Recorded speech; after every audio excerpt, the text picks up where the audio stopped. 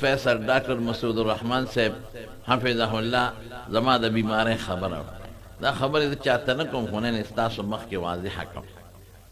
واقعي 2005 غالبا او دا ما داسې زه نه پوهېدم، زه خو یې بېهوشه وړی ما ته هېڅ پته نه لګېده. هرونو راته وي په ګاډي کې به دې ګډې وړې وي. اول ته بیا بېهوش وم. ډاکټر صاحب ډېر محنت کړی دی.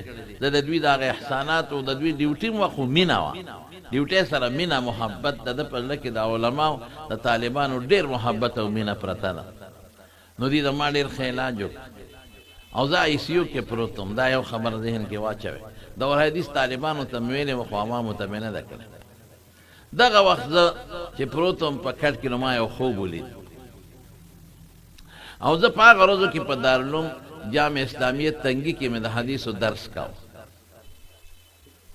نو ما تر بخاري شریف جلد ثاني د 10 ورځو سبق پاتې و چې دا حمله وشوه بیمارۍ، او ترمذي شریف مې خلاص کړی او شمایلو کې راته د یو 5-6 ورځو یا د 10 ورځو سبق پاتې و.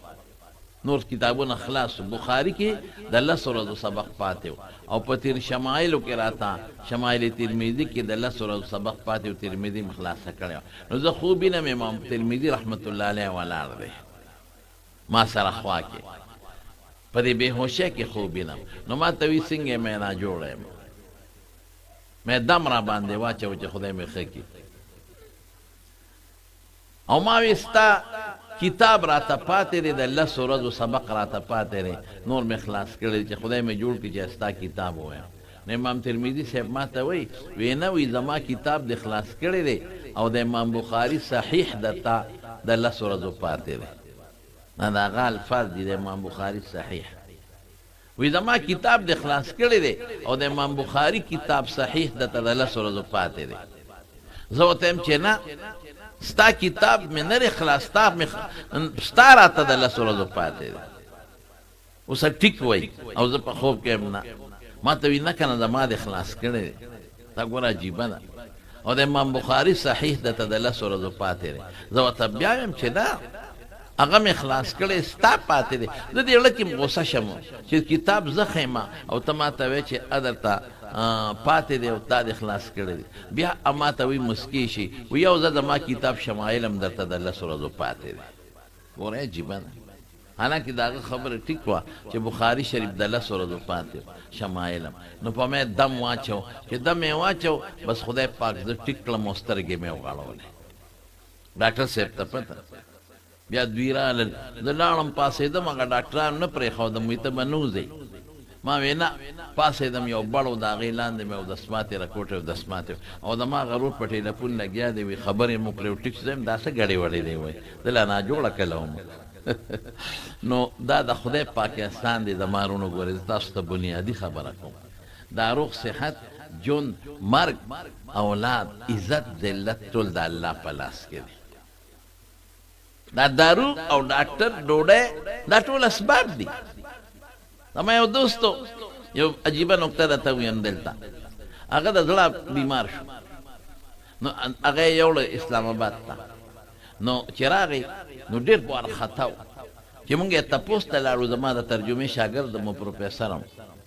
نو ډېر وارخطا و. ما خو هلکه تا باندې خو اټیک شوي د هغې لاسه به یا مرې یا به نه مرې خو ته خو دومره وارخطا چې ډېر لاسه مرې. په 2-3 ورځ ترجمې له راغله. ما وی ډاکټر ولې هلکه بیماري دې غلطه وخته. وی نه وی اسلام آباد هغه ډاکټر راته عجیبه خبره وکړه چې لاړم. وی زه خو ډېر وارخطا وم چې د الله ټیک دی خدای خبر کله به مرم. خوب کې به سا خېږي او که ډوډۍ ته به خېږي او که په لاره به خېږي. وی ما ته هغه ډاکټر په ما پیش و. وی ما ته چې پروفیسر صاحب ډېر وارخطا یې. وی ما ته چې پروفیسر صاحب ګورې وخت مرګ په نیټه دی چې کوم وخت دله مقرري په هغې به مرې.